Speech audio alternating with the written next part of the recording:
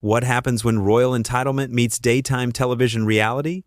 In just 26 seconds, one comment would turn a routine interview into television chaos that nobody saw coming. The Loose Women's studio was buzzing that morning. Cameras were rolling, makeup was perfect, and the panel was ready for what they thought would be another standard celebrity interview.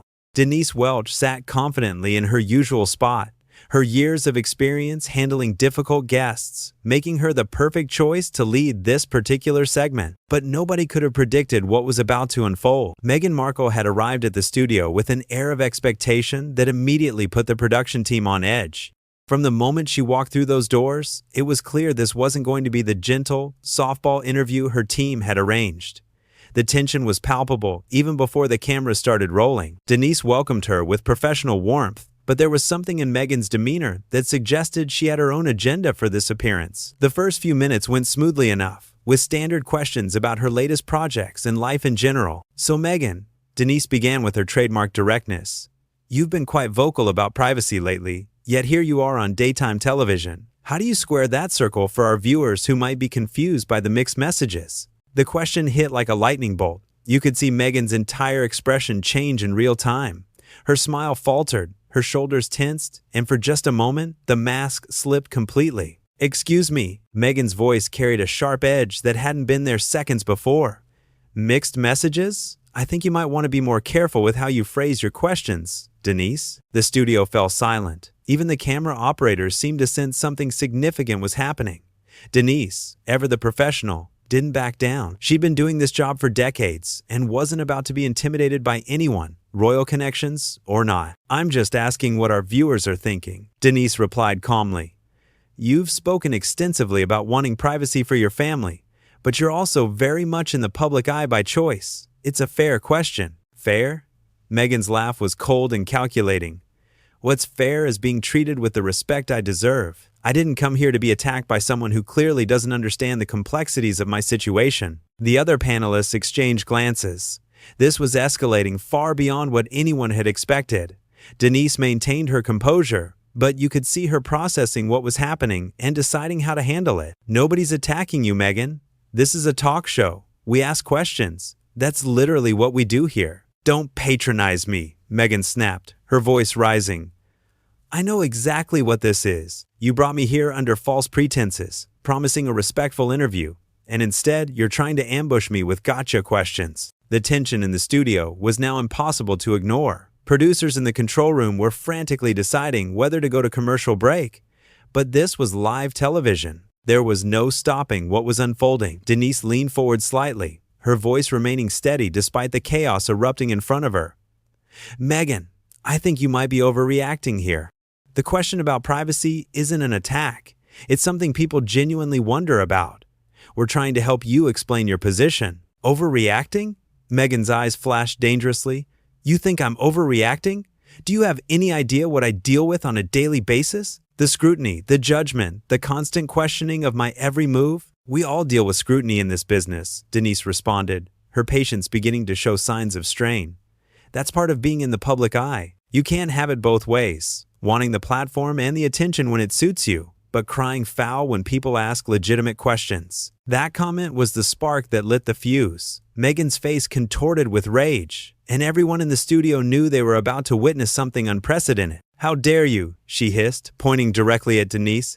"How dare you sit there and lecture me about what I can and cannot have? You have no idea what my life is like, what I've sacrificed, what I've been through." The camera operators were getting it all. Every expression, every gesture, every word dripping with venom. This was no longer an interview. It was a confrontation. And Denise Welch was handling it with the kind of professional grace that comes from years of experience dealing with difficult personalities. "I'm not lecturing you," Denise said firmly. "I'm doing my job, and my job is to ask questions that reflect what people are thinking. If you can't handle that, then perhaps live television isn't the right forum for you." The silence that followed was deafening.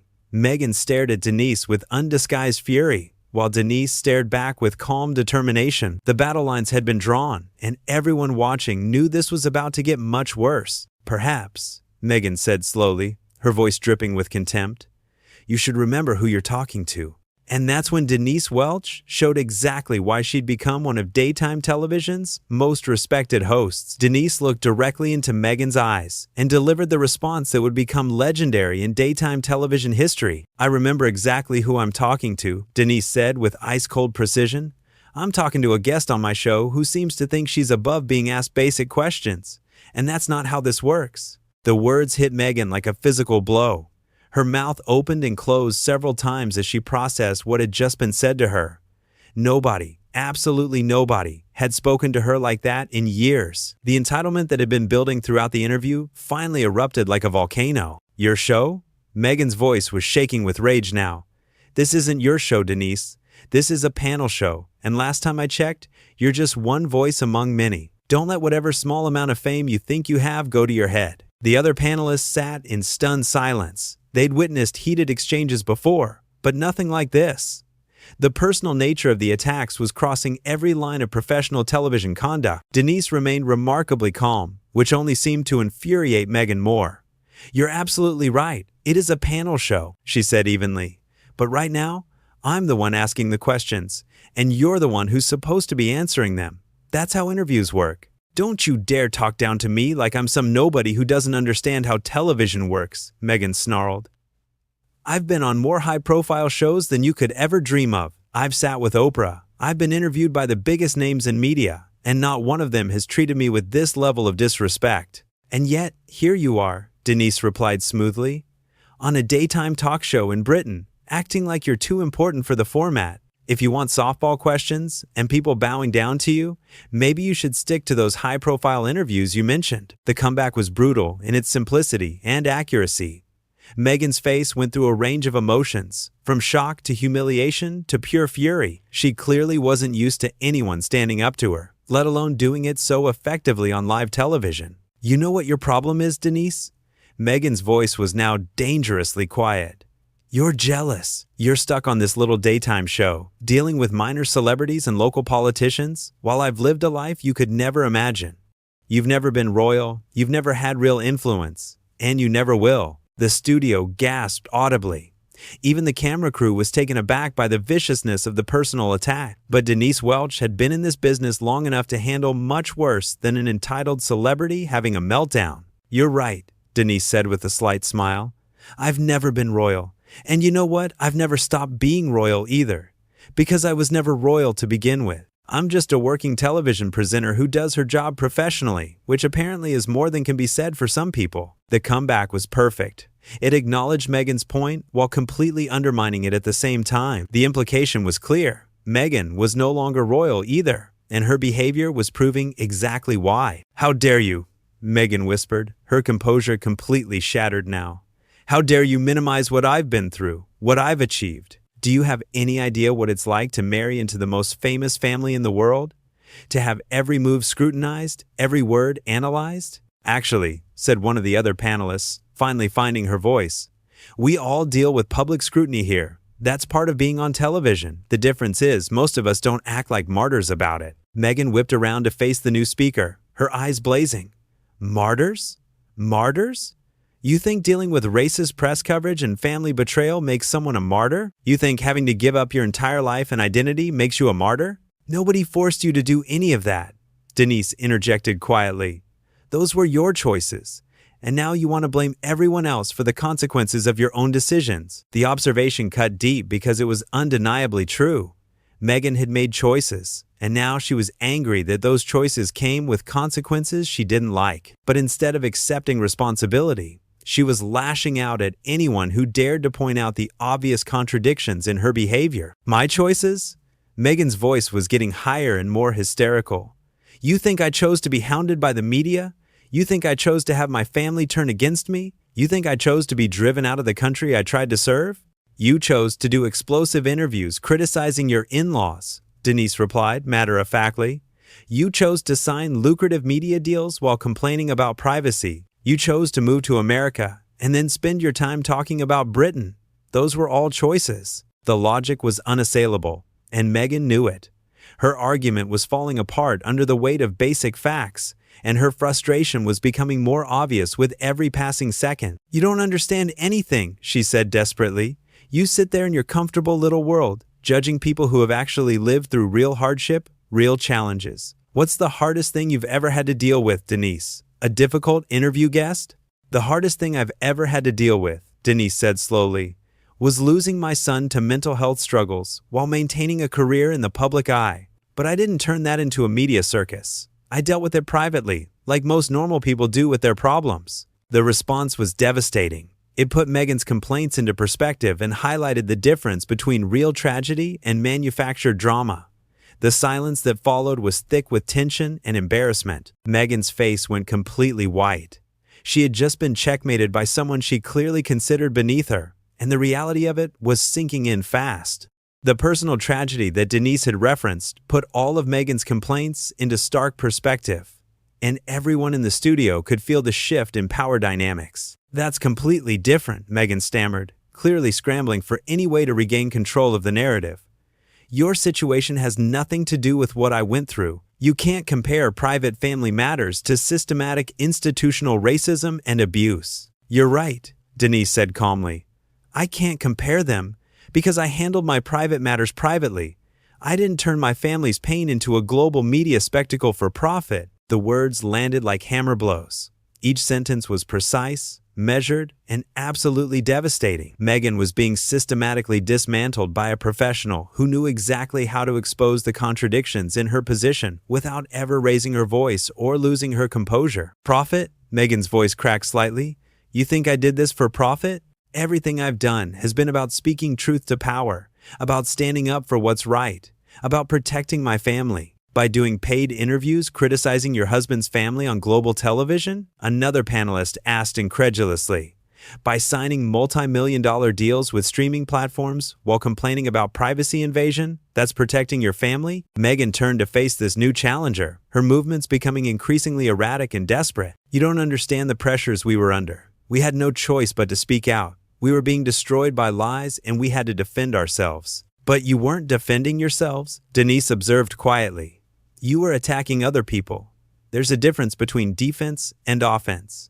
And what you did was definitely offensive." The wordplay wasn't lost on anyone in the studio. Denise had managed to make a subtle joke while delivering a serious criticism, showing the kind of quick wit that made her such a formidable interviewer. Meghan was clearly outmatched and everyone could see it. "I don't have to sit here and listen to this," Meghan said, her voice shaking with barely controlled rage. "I came here as a courtesy to give you people an interview you could never get otherwise.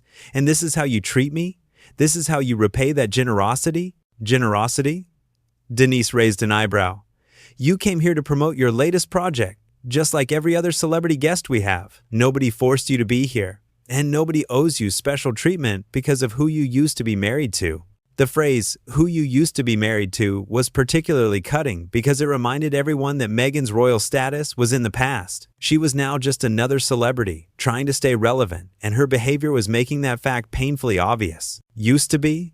Meghan's voice rose to a near shriek. "I'm still married to Prince Harry. I'm still the Duchess of Sussex. I still have those titles, no matter how much people like you want to diminish them." "Titles that you use when it's convenient and ignore when it's not," Denise replied smoothly. "You can't play the royal card when you want respect, and then play the victim card when you want sympathy. Pick a lane." The advice was simple but devastating. It cut straight to the heart of Meghan's entire public persona, the constant switching between roles depending on what served her purposes at any given moment. The inconsistency had been exposed, and there was no way to explain it away. "I don't have to explain myself to you," Meghan said, standing up abruptly. "I don't have to justify my choices to someone who has never faced real adversity, never had to make impossible decisions, never had to sacrifice everything for love." "Actually," Denise said, remaining seated and maintaining her calm demeanor, "you kind of do have to explain yourself. That's what you came here for. That's what an interview is. If you just wanted people to nod along with everything you say, you should have stayed home and talked to your mirror." The insult was delivered with such casual precision that it took a moment for its full impact to register. When it did, Meghan's face contorted with pure fury. She had been completely outmaneuvered by someone she had clearly underestimated. "You know what?" Meghan's voice was now trembling with rage. "I'm done with this. I'm done with you. I'm done with this show. And I'm done with this entire country's obsession with tearing people down instead of building them up." She began removing her microphone with sharp, angry movements, her hands shaking as she fumbled with the equipment. The technical crew moved forward to help, but she waved them away dismissively. "This is exactly why we left," she continued, her voice getting louder and more hysterical. "This is exactly the kind of toxic behavior that drove us away. You people are impossible to please. Nothing is ever good enough. Every gesture gets twisted. Every word gets weaponized." Or maybe, Denise said quietly, "People just expect you to answer basic questions without having a meltdown. Maybe the problem isn't everyone else." It was the final blow. Simple, direct, and completely unanswerable. Meghan stared at her for a long moment, her mouth opening and closing as she searched for some comeback that would never come. "This interview is over," she declared, throwing her microphone down on the coffee table. "I will not be treated this way by people who should be grateful for the opportunity to speak with me." "And there it is," Denise said to the camera as Meghan stormed toward the studio exit. "Ladies and gentlemen, that's how you turn a simple question about privacy into a complete public meltdown. Some people just can't handle being treated like everyone else." The studio doors slammed shut behind Meghan, leaving an awkward silence in her wake. But Denise Welch, ever the professional, simply turned back to the camera and continued the show as if nothing unusual had happened. "Well," she said with a slight smile, "that was certainly illuminating." Coming up after the break, we'll be discussing why some people think they're above basic courtesy and accountability. The cameras cut to commercial, but the damage was done.